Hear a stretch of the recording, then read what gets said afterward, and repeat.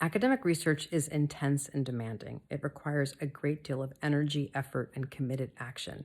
And it also requires rest and recovery. So this week in our co-working community, the Academic Writer Space, our theme for the week is rest and recovery.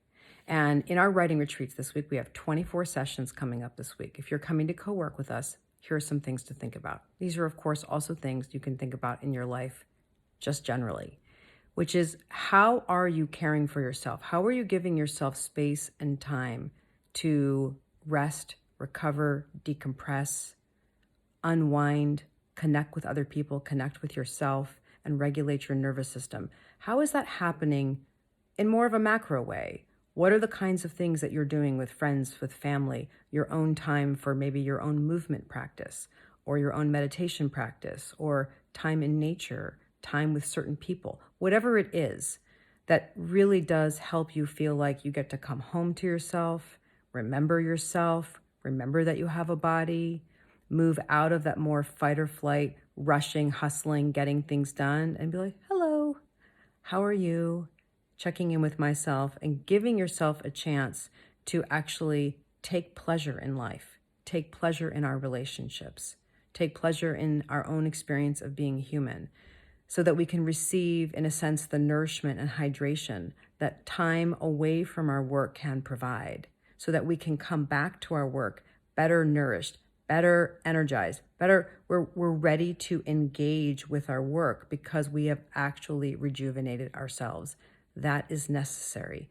We would not expect elite athletes to always be training, stretching, nutrition, sleep, massage, resting is vital to their ability to perform at a really high level. We also want to think about rest and recovery in more micro ways, little ways, because sometimes when we're in academia, it's really easy to just feel strongly and to be frankly convinced that you do not have time for rest and recovery, to not feel like you deserve it, to feel like you always need to be performing and getting something done, and to feel like that you're going to harm your ability to meet deadlines or your progress if you do take time off. So let's start small. Let's start with a commitment to pausing. So pausing and noticing is a really simple way that we can rest and recover and easily weave that in to little moments throughout the day. And it can look like this. Oh, how are you doing? How are you? Just a moment of checking in. You're stepping out of all the doing and the hustling and the moving and getting things done and crossing things off the to-do list into, how am I? What am I feeling? What's it like to feel those things? What condition am I in? This is where you're scanning yourself on the inside and noticing the quality of your thinking, your emotions, and the sensations in your body, and being honest with yourself about, the condition I showed up in, for example, is kind of resistant and is not that compatible with what I'm trying to do. I'm so glad I'm aware of that. Resting and recovering can be these little moments of tuning in and checking in and noticing, how am I? This is free. This is something that you can always do. And then when we know what condition we're in and how that is or is not compatible with what we're trying to do, then we can make adjustments. Either do things to support ourselves and help ourselves become more compatible with the task, or to change the task because the task just isn't compatible with the version of us who showed up, and we're limited in our ability to shift anything in our being.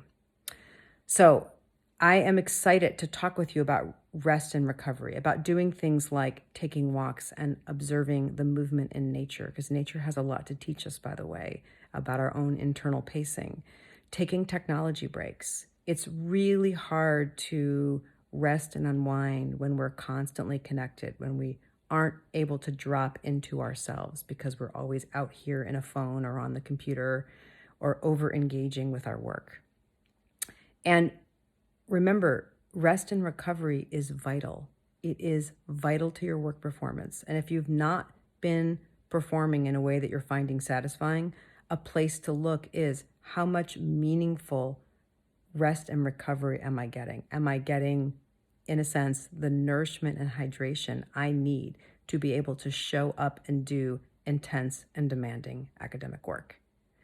I am looking forward to co-working with all of you And again, my name's Allison Miller. I'm the founder of the Academic Writer Space.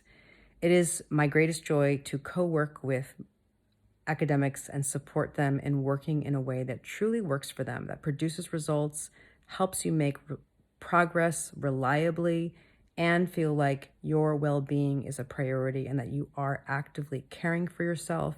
You know how to support yourself through a challenging academic journey. All right, see you all on Zoom this week. Thanks, everybody.